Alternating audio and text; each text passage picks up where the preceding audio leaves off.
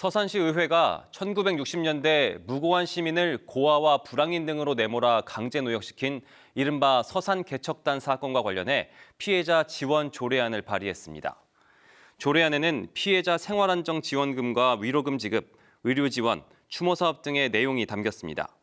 조례안은 오는 27일 열리는 서산시 의회 정례회에서 처리될 예정입니다.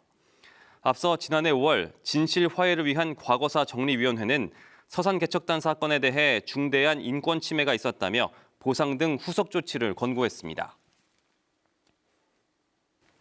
보철거를 위한 금강 영산강 시민행동이 대백제전 이후 닫혀있는 공주보 수문 개방을 촉구했습니다.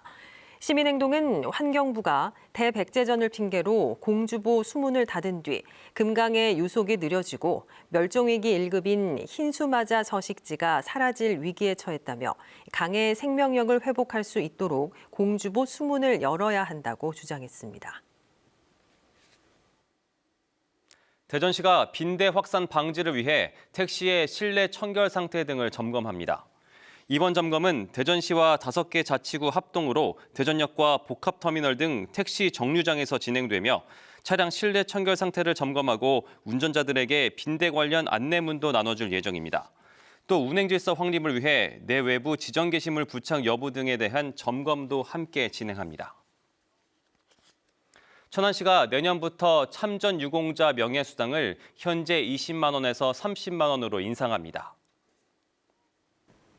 충청남도가 산업통상자원부 산하 광융합기술 전문연구소인 한국광기술원과 충남 분원 설치를 위한 협약을 체결했습니다. 협약에 따라 한국광기술원은 아산 탕정 테크노 일반 산업단지에 연구인력 60여 명 규모의 분원을 설치할 예정입니다. 대전 지역 교사들의 교권을 보호하는 내용의 조례안이 대전시의회 교육위원회를 통과했습니다. 조례안은 다음 달 15일 본회의에서 의결되면 시행될 예정인 가운데 조례안에는 교원의 교육활동 보호와 교권 침해 행위에 대한 조치, 법률 지원 등이 담겨 있습니다. 대전교사노조는 이번 조례 제정을 통해 교권과 학생의 학습권이 보호될 것으로 기대된다며 환영 입장을 밝혔습니다. 대전시가 첨단 센서 산업 육성을 위해 센서 엑스포를 개최하는 등 4대 전략 사업을 추진하기로 했습니다.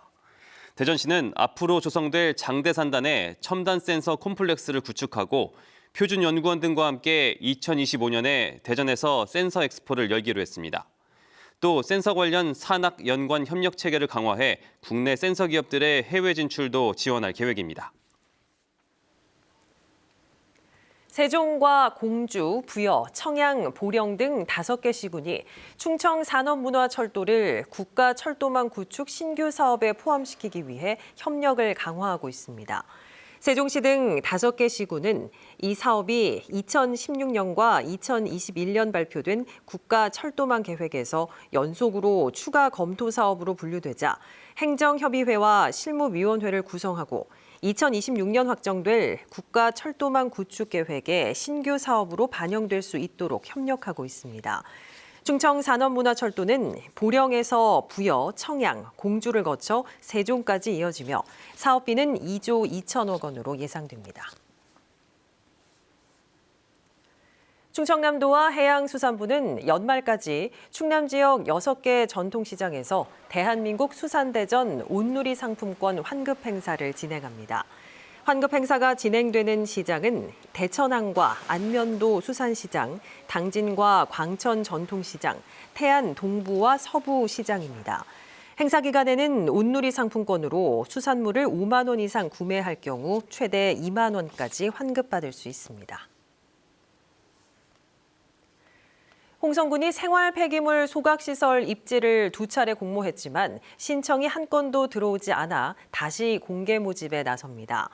홍성군은 내년 4월까지 입지 후보지를 선정해 1일 70톤 처리 규모의 생활 폐기물 소각시설을 건립할 계획입니다. 소각시설이 들어서는 지역에는 80억 원 규모의 주민 편의시설이나 기금이 지원될 예정입니다. 연평도 포격전 13주기 추모식이 국립대전현충원에서 열렸습니다. 추모식에서는 해병대 관계자와 전사자 유가족 등 200여 명이 참석해 당시 포격전 과정에서 전사한 장병들을 추모했습니다. 2010년 오늘 인천 연평도에서는 북한이 포탄 170여 발을 발사해 해병대원 2명과 민간인 2명이 숨지고 60여 명이 다쳤습니다. 조달청 전산망이 오전 한때 마비됐다 1시간 만에 복구됐습니다. 조달청은 오늘 오전 9시 19분부터 나라장터 사이트가 작동을 멈췄다가 긴급 복구로 1시간 만에 재개됐다고 밝혔습니다. 조달청은 전산망 마비 시간을 고려해 입찰 공고 1,600여 건의 마감 기간을 연기하는 한편 해외에서 집중 접속해 과부하로 오류가 생긴 것으로 보고 원인을 조사하고 있습니다.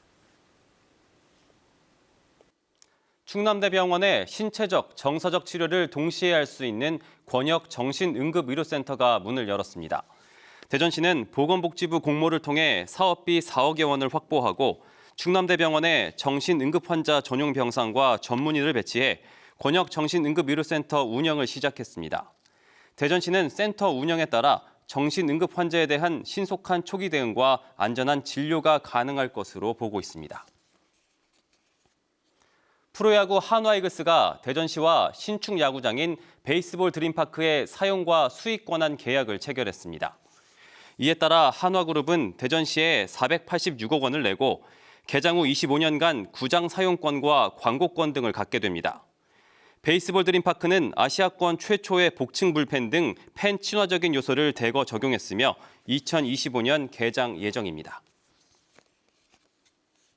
세종시 보통교부세 재정특례를 3년 연장하는 내용을 담은 세종시법 개정안이 국회 행정안전위원회 전체 회의를 통과했습니다. 세종시는 개정안이 국회 법제사법위원회 논의를 거쳐 오는 30일 열릴 예정인 국회 본회의에서 통과할 수 있을 것으로 기대하고 있습니다. 올해 말 종료를 앞둔 재정특례가 연장되면 세종시는 2026년까지 약 750억 원 규모의 재정을 추가로 확보하게 됩니다. 대전과 세종 충남 지역은 밤사이 기온이 영하권으로 뚝 떨어졌습니다.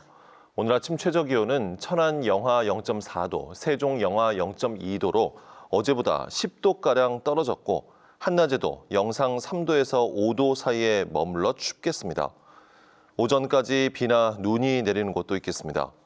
주말인 내일은 기온이 더 떨어져 아침 최저기온은 영하 8도에서 영하 3도, 낮 최고기온은 3도에서 6도로 예상됩니다.